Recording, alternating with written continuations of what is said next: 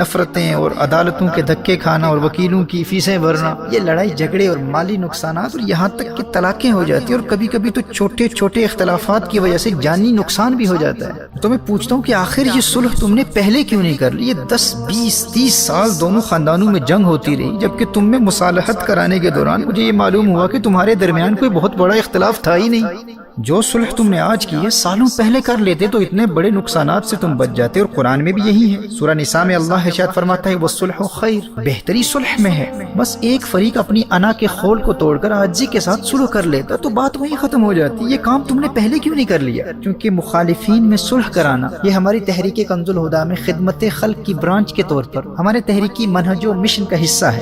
میں اپنے ذاتی تجربات، اپنے پرسنل ایکسپیرینس کی روشنی میں عرض کر رہا ہوں۔ آپ کو یہ سن کر حیرت ہوگی کہ اکثر مجھے یہ جواب ملتا ہے کہ ان نقصانات کا علم ہمیں بھی تھا اور ہم کب کے صلح کر لیتے، لیکن کوئی صلح کرانے والا ہی نہیں تھا۔ اگر کوئی خلوص و محبت کے ساتھ کسی ایک فریق کی حمایت و پاسداری نہ کرتے ہوئے غیر جانبدارانہ رویے کے ساتھ پہلے صلح کروا دیتا تو ہم یہ برسوں کے اختلافات اور زندگی کے 10 20 30 سال کی نفرتوں اور مالی نقصانات سے بچ جاتے۔ ہم کیوں نہ صلح کرتے؟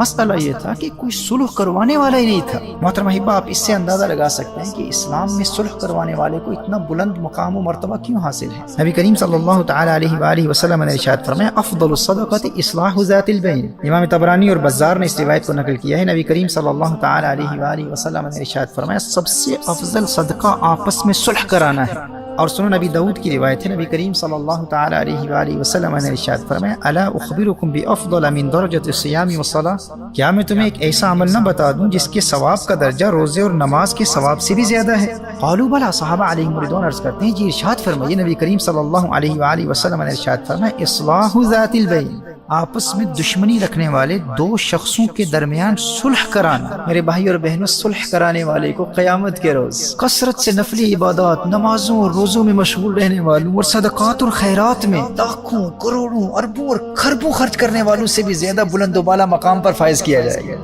یہ مقام اسے ملتا ہے جو دو ناراض لوگوں میں صلح کرانے کو اپنی زندگی کا مشن بنا لیتا ہے۔ اپنے معاشرے میں، اپنی فیملیز میں، اپنے رشتہ داروں میں ایسے لوگوں کو تلاش کریں جو ایک دوسرے سے دور ہو چکے ہیں اور عین ممکن ہے وہ اپنے مخالفین سے صلح کرنا بھی چاہتے ہیں۔ بلکہ اکثر یہ دیکھنے میں آیا کہ ڈیپ ڈاؤن دونوں کے دلوں میں یہ خواہش ہوتی ہے کہ کوئی مخلص و سنجیدہ اور معاملہ فہم انسان ہم میں صلح کروا دے۔ وہ بیچارے برسوں سے منتظر ہوتے ہیں کہ کوئی آئے اور ہمارے باہمی اختلافات و تنازعات اور غلط فہمیوں کو دور کر کے ہم میں صلح و سمجھوتا کرا دے۔ اچھا، کبھی ایسا بھی ہوتا ہے کہ ایک پارٹی یہ سمجھ رہی ہوتی ہے کہ دوسرا فریق صلح کرنا ہی نہیں چاہتا، جبکہ ان کی غلط فہمی ہوتی ہے۔ بس ایک تیسرے بندے کی ضرورت ہوتی ہے جو اپنی گفتگو کے دوران باتوں سے اندازہ لگا لے اور تھوڑی سی محنت سے غلط فہمیوں کا ازالہ کرتے ہوئے فریقین کو مثبت باتیں بتانے والے کی ضرورت ہوتی ہے۔ یہ تو ایک ایسا عظیم مشن ہے۔ سنن نبی داؤد کی حدیث ہے، نبی کریم صلی اللہ تعالی علیہ وآلہ وسلم نے ارشاد فرمایا لم یکذب من نما بین اثنین لیصلح، وہ آدمی جھوٹا نہیں ہے جو باہم لڑنے والوں کے درمیان صلح کرانے کی کوشش کرے اور اس سلسلے میں خیر و بھلائی کی باتیں پہنچائے، اچھی باتیں کرے۔ یعنی دو مخالفین میں صلح کرانے کے لیے، دلوں کو ملانے کے لیے اگر کوئی جھوٹ بھی بولے تو وہ بھی معاف ہے۔ میرے دوستو، ایک ایسے تیسرے مخلص بندے کی ضرورت ہوتی ہے۔ بس آپ اپنے معاشرے میں وہ تیسرا فریق بن جائیں۔ ایسے ناراض لوگوں کو تلاش کریں، وہ آپ کے منتظر ہیں، وہ ضرورت مند ہیں۔